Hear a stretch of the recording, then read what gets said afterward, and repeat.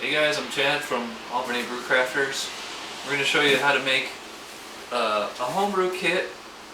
This is just a regular hefeweizen homebrew kit on the stove top. You know, you don't have to have a propane burner. This is an apartment. I don't know if you can tell by looking at it. So I mean, if you live in an apartment, even in a big city or wherever, you can get a kit. This is going to have extract in it. You can do it right on your stovetop, and I even just have an electric stove. You don't even have to have gas. Well, that is a little bit nicer. Alright, so to get started, you're going to need a basic homebrew kit. This is your hydrometer. We're not going to use this till the end. This measures the gravity on your wort. You're also going to need a measuring cup, something like that. A thermometer. This is a floating thermometer rated for, you can put it right in the boil, real hot. It'll just bob there like a cork. Although what I use is just these shish kebab skewers, and you just put them right across the top there and dangle. You can dangle the thermometer from there, which we'll see later, and your grain bags, which we'll see later. Also, if you come in here, here's your fermenting bucket. I recommend buying a big spoon like this. I mean, you can use a household spoon, but this one is really long and it's really cheap. I've already mixed this is a one-step sanitizer. It's just basically like Tide detergent or OxyClean, something like that. Just dissolve it in there, warm water. It only takes really 2 minutes of contact time. This is also your airlock. You're gonna need that. Just let that sit while you're brewing. You can I also made up a mixture of the sanitizer and water, so you can spray anything you need to spray down. Like, this is the top of the fermenter. Obviously it won't go in the bucket because it's circular. So we'll just spray that down, and we'll come back to that at the end. So let's get to brewing. Alright, so we've got all our ingredients laid out. We have our steeping grains. What's easy when you're doing extract is that it's basically 2 steps. You're going to steep these grains in these grain socks for like 45 minutes. And then you're going to add there's dry malt and liquid malt extract here.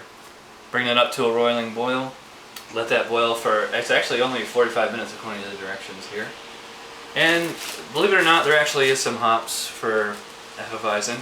Now this kit, and most kits that you'll see, will come with a generic, it says wheat beer yeast, but this is more like an American pale wheat strain.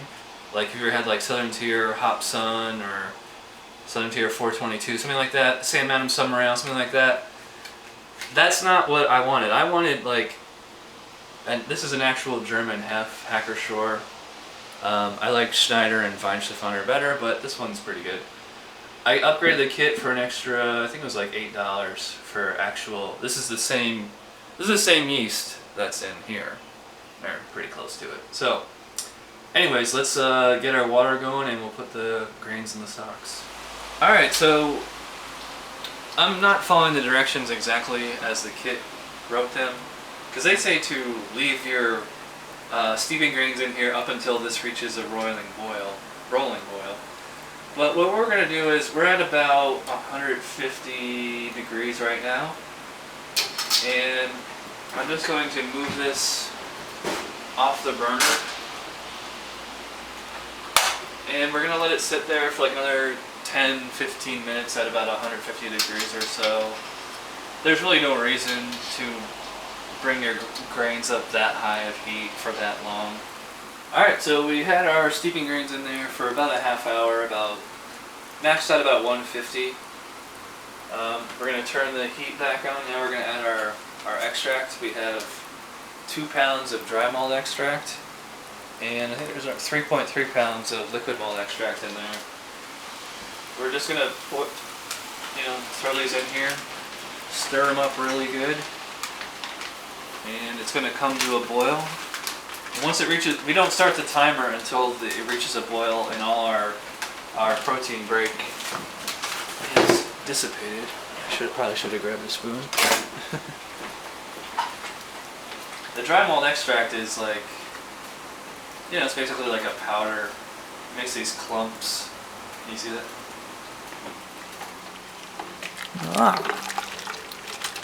Just want to break all this up first. Once this is all dissolved, we'll add the liquid malt extract. I don't even really need the thermometer in there at this point because you'll know when it's boiling the same way anything else is boiling when it's making big, huge bubbles. But you can see the foam, the protein break. It's just like it's the same thing as head on your beer. When you pour a beer and you get head on it, this will start to foam up eventually and start to boil over, which is why we have a colander, and we'll just scoop it out and pour it in the sink. Alright, so we've reached a full boil here, and I'm going to set the timer for 45 minutes. It's a pretty short boil.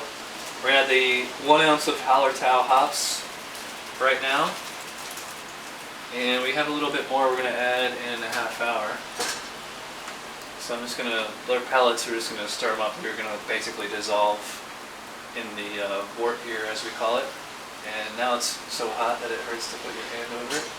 So we'll add the next hops in 30 minutes. Alright, so we've hit our boil time for 45 minutes. We added hops at 15 minutes to flame out. I also added the yeast energizer and the Irish moss.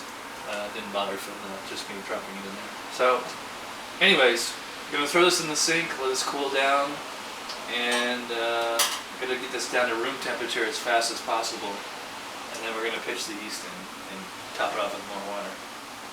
Alright, so our pot's empty. I basically took it off the stove, put it in the sink here, and we put about 8 pounds of ice right into the wort, which I find is the fastest and best way to cool it down. I mean, some people use wort chillers or put ice around the pot, but if you put ice right in the wort when it's still boiling hot, it's going to kill all the germs in there. It's a very controversial method. I've never had a problem with infection, and I've heard other homebrewers who do it too, so you know, I think it's no reason to go out and buy a super expensive wort chiller. You just use ice for $1.50. So then we transferred it into the fermenting bucket here. We topped it off with more tap water, and we got it down to about 75 degrees. Right, so what we're going to do now is take a gravity reading. This is your hydrometer. You can just use any old measuring cup. Make sure you spray down sanitizer first. Scoop it out of there. Make sure you aerate your wort, get it nice, stir it up nice and consistent. And you just pour it straight into the cylinder here. You know, 1 cup's pretty much all you need. It'll float. I tend to pour it all the way to the top to get the suds off. Make sure you put it as, you know, on a level surface. And make sure it don't stick to the sides. And we're at about 1040. Or, well, I should say 1.040, but I was just, most homebrewers and brewers just say 1040.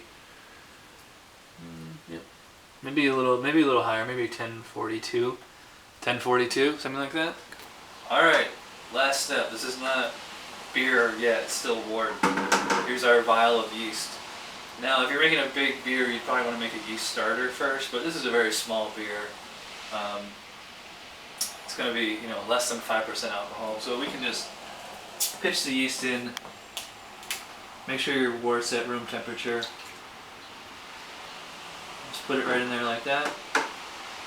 Give it a good spin, or, you know, stir before and after you pitch the yeast.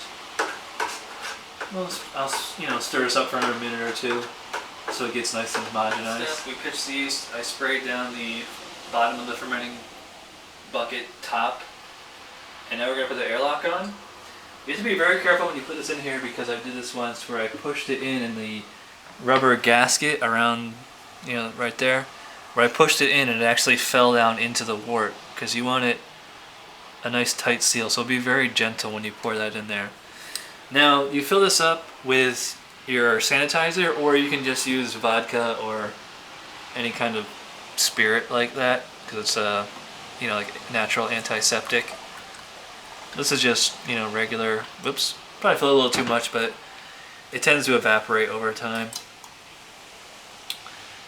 And we put this on there, and now we're ready to go. I'm just going to throw this in the basement, and we'll come back in about 2 weeks to bottle it.